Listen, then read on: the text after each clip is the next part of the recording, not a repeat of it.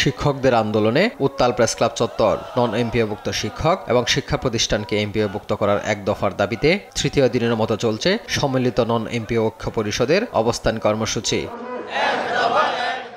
মঙ্গলবার সকাল থেকে প্রেস ক্লাবের সামনে জড়ো হয়ে নানা স্লোগান দিতে থাকেন শিক্ষকরা। বলছেন, দীর্ঘদিন যাবৎ অবহেলিত তারা, বারবার আশ্বাস দিয়েও পূরণ হয়নি তাদের দাবি। বৈষম্যমুক্ত একটা শিক্ষা ব্যবস্থা বাংলাদেশে আমরা চাই। আমাদের মৌলিক অধিকার, মূল দাবি হচ্ছে স্বীকৃতিপ্রাপ্ত সকল প্রতিষ্ঠান স্বীকৃতিপ্রাপ্ত এমপিওভুক্ত করা। পরে এদিন দুপুরে প্রেস ক্লাব থেকে প্রধান উপদেষ্টার বাসভবন যমুনার অভিমুখে যাত্রা শুরু করলে হাইকোর্ট মোড়ে বাধা দেয় পুলিশ। পরে প্রেস ক্লাবের রাস্তায় অবস্থান নেন শিক্ষকরা। দাবি আদায়ে শিক্ষকদের 8 সদস্য প্রতিনিধি দল যমুনায় যায় লিখিত আবেদন নিয়ে। উপদেষ্টার কার্যালয়ে যাচ্ছি, ওখানে কি হয়, ভালো হলে ভালো, খারাপ হলে তাদের থেকে আমরা আরো খারাপ হয়ে যাব। আলোচনা চলতে দেখা যাক। আমাদের আন্দোলন শুরু হয়েছে, এই আন্দোলন এমপিওভুক্তির ঘোষণা না আসা পর্যন্ত থামবে না।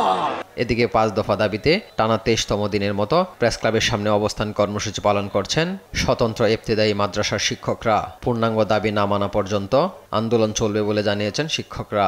প্রায় 12,000-এর অধিক প্রতিষ্ঠান এমপিওর আবেদনের গণবিজ্ঞপ্তি প্রকাশ না করা পর্যন্ত আমাদের এই আন্দোলন অব্যাহত থাকবে।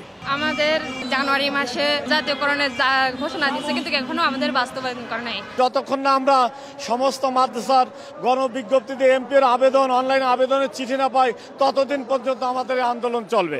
আর প্রতিবন্ধী বিদ্যালয়ের স্বীকৃতি ও এমপিওভুক্তির দাবিতে 10ম দিনের মতো প্রেস ক্লাবের সামনে অবস্থান কর্মসূচি পালন করছে বাংলাদেশ প্রতিবন্ধী বিদ্যালয় সমন্বয় পরিষদ। আমাদের প্রতিবন্ধী স্কুলগুলো স্বীকৃতি এবং এমপিও দিতে হবে। যতক্ষণ না পর্যন্ত আমাদের এই কমিটমেন্ট উনি বাস্তবায়ন না করবেন, প্রজ্ঞাপন আমাদের হাতে না আসবে, ততক্ষণ পর্যন্ত অব্যাহতভাবে আমাদের শান্তিপূর্ণ কর্মসূচি চলতে থাকবে। দ্রুত দাবি মেনে নেওয়ার জন্য সরকারের কাছে আহ্বান জানিয়েছেন প্রতিবন্ধী বিদ্যালয় সমন্বয় পরিষদ। এইচ হিমেল, দেশ টিভি, ঢাকা।